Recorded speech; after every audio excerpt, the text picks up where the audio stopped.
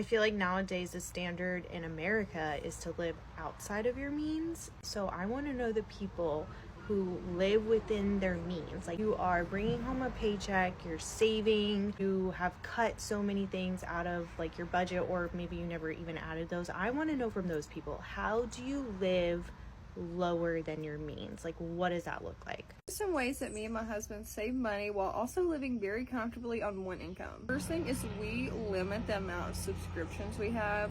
We have a YouTube TV subscription, and I pay monthly for iCloud storage, but it's like $2.99, so it's not bad at all. Not having all these different streaming services has saved us a ton of money. Another thing we do to save money that has literally saved us thousands over the years has been car payments. My husband both drive older cars. I have a 2015 Honda CR-V and my husband has a 2015 Jeep Wrangler, and we're in a very blessed position to say that our cars are paid off, and just cutting out the car payment alone has saved us so much money. I'm like, cannot stress this enough, like to the point that we cannot even imagine buying a new car. We'd never buy like a brand new car.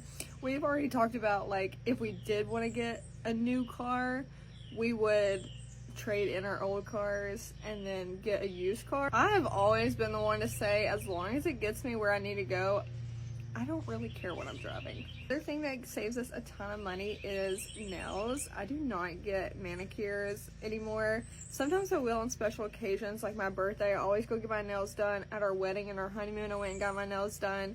But I do my nails at home, and I think they look pretty good. I think they look cute. I usually buy like the $7 press-ons. I recently invested in a gel manicure kit, and that has saved us a lot of money because every time I would go to the nail salon, it would be like $50 to $60, and that is just too much. Another thing we do to save money is use coupons. I would be lying if I sat here and told you that we didn't eat out, because we do. We love to go eat out. It's one of our favorite things to do together. We get a lot of coupons sent to our house in the mail. We take advantage of that. The way we save money is by shopping at Aldi. Aldi is key to saving money on groceries, too, because me and my husband are very particular about the type of food we buy. We try to buy organic and dye-free food just because we believe that's what's best for us, and it saves us a ton of money. If you want a part 2 on how we save money while living comfortably on one income, just comment down below. See you guys later, and happy budgeting. When you live paycheck to paycheck, you feel trapped. If I quit my job, I'm not gonna make rent, I'm gonna lose my house. And my question is, like, lose the house. The amount of 25 to 30-year-olds that should move back in with their parents around the world is staggeringly high if their KPI is happiness. One step backwards, 2 steps forward. Luckily for a lot of people, their parents would be thrilled. Their ego wouldn't be thrilled, right? My advice to people that feel stuck is, you're stuck because you're living within the means of your take home. And if you can go 20 to 50% lower than that, well, then you've started to create the room for you to be able to get out. All I've been pushing for 15 years is, like, in your 20s, go for it. Because this is the generation you can live with 4 guys in a fucking studio apartment and eat fucking McDonald's and call it a day. You start becoming 37 and you have a child and, like, you're in a different game. But even for a 37-year-old that has a mortgage, and if you live more humble, you can, like, create that freedom. Gary, you don't get it. I'm fucking living bare bones. I'm like, do you take Uber? Yeah, every day. I'm like, that's ridiculous. Take the bus. I'm like, do you order food? Yes. Cook at home. You'll save a fortune. You're telling me you're miserable. You're telling me that you want to live your dream. You're not willing to take the bus for your dream? Then you're full of shit. I don't know who needs to hear this, but just because you're a nurse doesn't mean that you need to go all of a sudden buy a Gucci bag and buy, you know, a little Mercedes or a Tesla. Just because you're a nurse doesn't mean you do that, okay? You need to live within your means, even below your means. Within my first year of nursing, I was able to save like 30 grand within like my first few months. Why? Because I lived below my means. I had 2 jobs, so I would use one job to like fund my life, and then I would save like the other one. And the one I would save more than I was spending. So yeah, like I know there's like a lot of like glamorization, which nursing is very glamorous. You get paid very well, and you also have a lot of free time, but change your mindset. Like, you don't need to be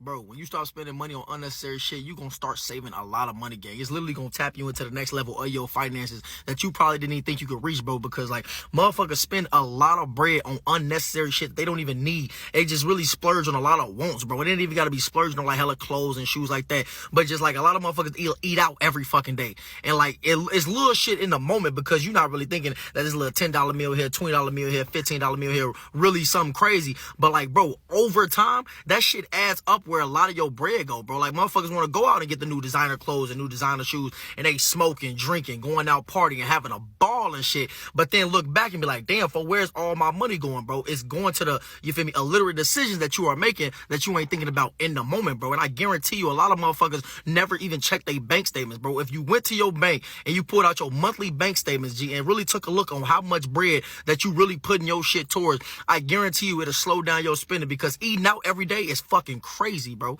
But then complaining that you ain't got no money, bro.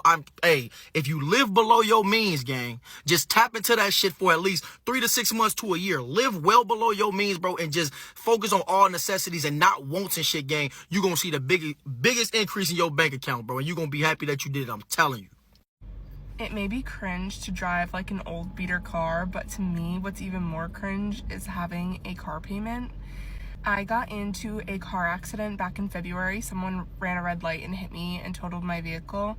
And honestly, it may have been my biggest financial blessing, really, because your girl was spending $630 a month on a car payment and $150 on insurance. So the math on that is like $800. I was spending $800 for a car, and now it gets to go in my savings account. So that's a flex. I am intentionally broke with a 6-figure income. I think it's important to talk about this because we are so out of touch with normal spending habits, because all we see are crazy displays of wealth, people going into debt, living above their means. So here's how I do it. I've also seen this referred to as responsibly broke. This video was inspired by another creator that called it that. So the way it works for me is I have my tech salary income, and then I also have my side hustle income, which is 5 or 6 different revenue streams, all related to this account. I try not to touch my salary and live off only social media. Of every paycheck I receive, 50% of it is automatically invested. And then if I succeed and don't touch my salary, I invest and save the remaining amount of my paycheck. My net worth has grown significantly, but if you looked at my lifestyle, you probably would not think that, because I am staying in hostels. I'm definitely not flying first class. I'm tracking all of my finances. I'm saving, I'm investing, and I try to stay really aware of lifestyle creep and not having that. I've never gotten any lasting enjoyment from buying things or objects, so I prefer to spend my money on things like education and experiences over first-class plane tickets and material objects. I've definitely not always had this way of thinking. It's taken a couple years to get here, so that's why I like sharing it and talking about it and being transparent. 99% of you are living way above your means. I'm gonna give you guys an example why you should be saving your money. Even if you're only making $3,000 a month, you guys are going out and getting $1,500 a month apartments. Like, you cannot afford that. You need to be having roommates. You need to be doing something. Like, you should be saving your money.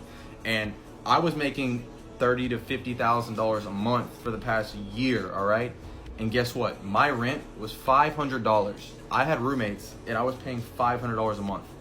My car, when I first started doing this for the first like 6-7 months, my car payment was $150 a month. So I was paying $650 a month in bills, plus like insurance and stuff. It was still under $1,000 for everything. And I was making $30,000 plus a month. So I was saving $29,000 of that just straight into savings. And I did this for the whole time I've been doing TikTok. I didn't buy a fucking Rolex. I didn't do any of that dumbass shit. So first nice thing I bought was a G-Wagon, all right? That was ended up being a full tax write-off, as well as the videos that I posted with it almost paid the car off. That was a smart financial decision. And the payment on that still like $1,200 a month. So, and I just moved out of this place. I got my own house and shit. So for my car payment and my house, it's still gonna be like $3,500 a month. And I'm still making $20, $30K a month. And the money that I've saved, I have almost 5 years of money in the bank. I could live my lifestyle for the next 5 years off of the money that I've saved. So as an entrepreneur, the peace of mind of saving your money and living below your means is going to help you out a ton. So now I can spend the next couple years developing brands, softwares, companies, whatever it is, without having to worry about a 9-to-5 job. I can lay in my bed for, if I wanted to, for the next 5 years and still drive a G-Wagon, still have a nice ass house, still eat whatever the fuck I want. So live below your means, save your money, don't go blow it on stupid shit unless it's a finance, something that's gonna help you make money. Like, I would not have gotten that G-Wagon unless it was a write-off, and I would not have gotten it unless I knew it was gonna help me go viral, and it's gotten me 50+ million views just by having a G-Wagon. I just wanna let you guys know, if you're an entrepreneur or just a regular person, save your money. The peace of mind is way more valuable than that Louis Vuitton bag or that $20,000 watch or whatever it is. Peace of mind is always gonna be more valuable than the stuff you can have around you. My husband and I try our best to live below our means, and these are a few areas that we definitely like to save money on. I've had this palette for over 6 years, and I've had this one for about 3 years. I really try not to buy too much makeup, and if I do, I usually stick to drugstore. Castile soap diluted, this bottle lasts me forever, and I always buy bulk shampoo and conditioner. Another way that we like to save money is by working out at home. We have adjustable dumbbells, a kettlebell, and a bench. Most of this we got off Facebook Marketplace, so we definitely saved in that area. Gym memberships can be expensive, so this saves us a lot of money. And we live in a small space, and we still are able to make it work. Another thing that we do is eat from home. This is pretty obvious. If I ever go to the grocery store and I see that meat is on sale, I will stock up on it because we are big protein eaters and meat is very expensive. So having a freezer full of options makes dinners a lot easier to plan out throughout the month. We have a dog, and some areas that we like to save money with him is by breaking his treats in half. He doesn't notice and he still loves them. We also don't buy him new toys. We keep his old toys and just wash them and keep them as long as we can. I also don't like to get my nails done because it's way too expensive, so I just paint my toenails and it usually works out fine. I also try not to upgrade bedding as often. I have had this comforter set for 4 years now. It has a hole in it, obviously you can see, but I still like it. I may upgrade this summer after we pay off our debt, but right now it works just fine. I always laugh because I have this throw pillow that I put on top of it that I've had for 3 years, and it's missing a tassel on it, but every time I look at it, it makes me smile. But yeah, that's how we save some money. Live below your means for a few years. I'm super thankful for that kind of immigrant mindset. It's like, if you make $10, you don't have to spend $10. Spend $5, keep $5. And I think in ownership, right, it's like this, okay, I level up, and you do level up financially, but you don't have to level up your spending 100% to that place, right? In business, you always want your rainy day fund. I'm not really sure why living below your means is very often confused with being low income or barely making enough to get by. I post these weekly what I spend in a week videos where I usually am like, I'm a working mom who lives below our means kind of thing. And these are just regular expenses, like real life expenses. There are some weeks where we barely spend anything on extras. There's other weeks where I have to restock on 10 different items in the house, or we needed to replace our grill last month, or I have like a gift for a friend that I need to buy for a wedding shower. But the theme with all these videos is to show like normal people expenses kind of thing, and that like not everyone is spending as much as they make or spending more than they make living off of credit cards. Living below your means simply means spending less than you earn. Being frugal means spending on things that you value and cutting back like ruthlessly on the things that you don't. It doesn't mean that you're cheap. In the social media world where it seems like everyone is making so much money, but they're spending like every single penny that they make or living off of credit cards, I make these videos to show that you can live below your means living in a high cost of living area. Not everyone is doing the $200 weekly Target hauls. Not everyone is driving the brand new car with an $800 car payment every month. 90% of my kids' clothings are hand-me-downs or come from a thrift store, but you know, there are some instances where buying brand new from Walmart, it's a convenience item for us. Like, it's just something we need to get. I personally don't have the time to go searching everywhere for the best deal as a working mom. Being sober helps me live below my means. Here's how. One day in November of 2023, I decided I wanted to take a break from drinking alcohol. I didn't know it then, but that break turned into a multi-year-long journey that is still going on to this day. Before that day in 2023, I contemplated many times what it would be like to give up alcohol for good, but I never really thought I would do it because alcohol is everywhere and so normalized. But then I started having bad anxiety after a night out, even after just a few drinks, and I hated feeling sluggish and tired the next day. I hated feeling like I was wasting perfectly good days. I was also bothered by the amount of money I was spending on mixed drinks and shots with my friends that we'd regret later, on Ubers to get from place to place because I couldn't drive myself, on late night munchies like pizza that I really didn't need. But giving up alcohol for real really started to cross my mind when I noticed myself being envious of people who didn't drink alcohol. And after a few months of noticing this jealousy, I figured it might be a sign that giving up alcohol is something I really want for myself too. Alcohol is a complicated substance. Yes, it can help you have a lot of fun and relieve stress, but it can wreak havoc on your life too. So for now, I've given up alcohol. I'm not sure how long this break will last, but if things change, I'll certainly let you know. For now, I'll continue to drink sodas and water and be the DD for my friends. Do you drink alcohol? Let me know in the comments and be sure to follow Imperfect Taylor for more content like this.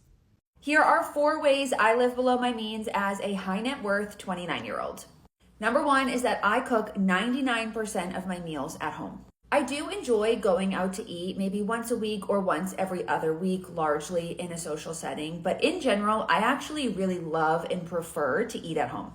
Obviously, it makes it a little bit easier to save money, but it is a lot healthier. I have a lot more control over what I'm eating and what I'm putting into my body. And once you get into a good rhythm of grocery shopping and meal planning, it's actually really easy to cook at home. I also am an ingredient household, so I like to make as much as I possibly can from scratch, and that includes bread. So I have a sourdough starter, so I make all of my bread at home. Dips, dressings, sauces, everything. I like to do everything from scratch at home. Number 2 is that I live in a small apartment. The apartment that I'm in is actually a downsize from the apartment that I was living in when I lived in LA because I don't want to over accumulate things while I'm still in a phase of life where I'm renting. I could technically afford to live in a bigger apartment, but I choose to keep my living expenses lower than they necessarily need to be so that I have more flexibility and more room, not only to save and invest, but also to travel and enjoy my life. Your living expenses are always going to be the biggest portion of your budget, so you should aim to keep them as low as possible for as long as possible. Number 3 is that I track my expenses diligently, and there are no exceptions to this. Every single Sunday, I sit down for 10 minutes. That's all it takes, and I will track my expenses. I even did this while I was on vacation. I was just away for 3 weeks in Japan and Korea, and that entire time, I still stuck to my weekly expense tracking routine. I do this using a tool called the Personal Finance Dashboard. It's available on my page if you are interested. I also have another budgeting template that is called the Basic Budgeting Template that has similar functionality, but it's just a little bit of a smaller tool. And essentially, I will split my computer screen, and on one side, I will pull up my credit card statement, and on the other side, I'll pull up my income and expense log, and I will track my expenses one by one, and I separate them out into essential and non-essential expenses. It sounds cumbersome, but it's not. It literally takes me 5 minutes, maybe 10 minutes if I have a lot of transactions. And it gives me a lot more clarity on where my money is going, how much money I'm spending on certain things, and how different expenses and different experiences fit within my overall budget, which I think is so important to learn and understand. And number 4, I wear and rewear the clothes that I already have. And yes, I do a little bit of shopping. I'm not going to sit here and pretend that I don't. However, I have really switched the way that I approach shopping, and I look at buying clothes as puzzle piecing together a broader and larger cohesive wardrobe. If I am buying something, it's filling a wardrobe gap that I have previously identified, and the clothes that I do buy are made of 100% natural materials. Ultimately, I want to know and learn how to style the wardrobe that I have so that I can make more informed clothing decisions and shopping decisions going forward. Ultimately, in more cases than not, lifestyle inflation is a choice. So I really challenge you to pay close attention to the things that you are spending money on and the financial decisions that you're making. And you can do so using a tool like the PFD because it will give you a full comprehensive view of your finances. Living below your means is a simple concept, yet one often misunderstood. Living below your means is about spending less than you earn, plain and simple. But more importantly, it's about prioritizing what truly matters to you. It's about saying no to the things that do not align with your values and yes to the things that do. Here's how to live on minimum wage salary so you can save more money. First, enter your income. Let's say you make $25 per hour and you work 40 hours per week. That's $4,000 income per month. Then enter the minimum wage of your city. Let's say it's $15 per hour and you work 40 hours per week. That's $2,400 per month. The difference between these two numbers is $1,600, which is how much you save if you live on minimum wage. Now under the fixed expense table, list your expenses that don't change and list the amounts. As you enter, notice that the percentage of minimum wage spent is going up. So far, we spent 73% of our minimum wage. Now below is where we track our daily spending. You'll notice that we have $650 remaining to spend for the month. As we spend money, the progress bar will go up while your budget left goes down. And the goal is to not reach 100%. In this example, we end the month with $120 remaining. We spent 95% of the minimum wage, so we keep the $1,600 and put it into our savings. If you want a copy, leave a comment. I also left the link in my bio.